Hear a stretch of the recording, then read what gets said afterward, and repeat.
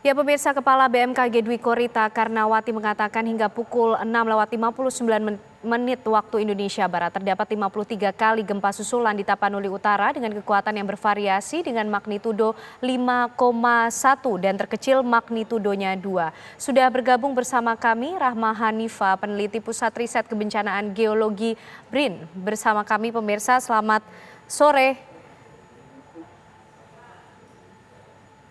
Selamat sore Ibu Rahma. Selamat sore. Ya, Ibu Rahma, gempa di Tapanuli Utara yang terjadi pada Sabtu dini hari tadi terjadi akibat adanya aktivitas pergeseran sesar besar Sumatera segmen Renun. Apa itu pergeseran sesar besar Sumatera segmen Renun ini, Bu Rahma? Bisa dijelaskan kepada kami? Ya, terima kasih. Selamat sore pada pemirsa TV One. Jadi sesar dari gempa Renun ini adalah bagian dari sesar Sumatera. Sesar Sumatera ini dia membelah Sumatera dari utara, dari Aceh sampai ke Sumatera bagian selatan, dan salah satunya melalui segmen Renun di daerah Tapanuli ini. Sesar aktif itu dinamakan aktif apabila pernah bergerak paling tidak satu kali dalam 10.000 tahun, dan memang di daerah sini sudah dipetakan dengan cukup baik oleh beberapa peneliti, termasuk peneliti di Badan Riset dan Inovasi Nasional dan juga di Pusat Studi Gempa Nasional, adanya keaktifan dari beberapa segmen di sepanjang sesar Sumatera ini. Oke, yang menyebabkan pergeseran ini terjadi apa, Bu Rahma? Yang menyebabkan pergeserannya itu sendiri ya secara umum karena adanya pergerakan lempeng tektonik di selatan Pulau Sumatera, ada lempeng Indo-Australia yang menghujam ke bawah Pulau Sumatera, dan dari tekanan tersebut kemudian terbentuk sesar geser Sumatera. Jadi memang wilayah Sumatera ini merupakan salah satu wilayah yang secara keaktifannya cukup tinggi, ditandai dengan rasanya cukup sering ya kita ada beberapa gempa-gempa di sepanjang segmen sesar Sumatera ini. Oke, Bu Rahma, dengan adanya pergeseran sesar Sumatera segmen Renun ini, apakah kemudian juga bisa diketahui nanti akan ada potensi gempa lagi ataukah juga aktivitasnya sudah mulai menurun atau seperti apa, Bu Rahma?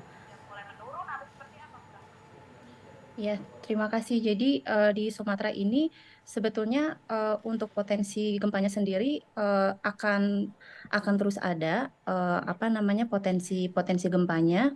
Memang nanti kita perlu melihat kembali ya eh, sepanjang sesar Sumatera ini, dia keseluruhan segmennya itu relatif merupakan sesar-sesar yang aktif. Dan proses kalau magnitudonya 5 hampir 6 ya. Ini mungkin juga bagian dari pelepasan energinya, tetapi energi yang tersimpan di masing-masing segmen ini juga bisa bermagnitudo 6 ke atas. Sehingga bisa saja bisa terjadi dalam beberapa tahun ke depan kembali, atau di segmen-segmen sebelahnya yang belum terjadi gempa itu juga bisa terjadi gempa di waktu dekat ataupun di masa mendatang. Termasuk yang perlu kita waspadai juga segmen megatrust di daerah sebelah barat ya, di selatan Mentawai, yang mana di segmen Mentawai juga beberapa waktu kemarin sempat aktif dan kita memiliki seismic gap di daerah megatrust Mentawai ini. Jadi potensi gempa di Sumatera ini ada yang sepanjang sesar Sumateranya dibagi beberapa segmen, kemudian ada juga di pesisir Sumatera yang masih kita tunggu belum melepaskan energinya itu di daerah segmen Mentawai. Ya, tanpa menimbulkan kekhawatiran, tapi mungkin dengan adanya gempa ini, Bu Rahma, apakah gempa yang terjadi di Tapanuli Utara ini juga bisa memicu adanya potensi tsunami? Ya, kalau di Tapanuli insya Allah tidak ada potensi tsunami yang akan mengikuti karena letaknya di darat. Tetapi potensi tsunami itu bisa muncul apabila sumbernya terletak di di sebelah sisi barat Sumatera ya. Jadi dari sumber megatrust. Nah, apabila datang dari sumber megatrust maka bisa saja memicu tsunami. Tapi kalau dari sesar Sumatera sendiri sejauh ini mestinya tidak menimbulkan tsunami di wilayah Sumatera. Baik, terima kasih Ibu Rahma Hanifa, peneliti Pusat Riset Kebencanaan Geologi BRIN yang sudah bergabung dan memberikan informasi serta penjelasan bersama kami di Kabar Petang. Sehat selalu, Bu. Terima kasih.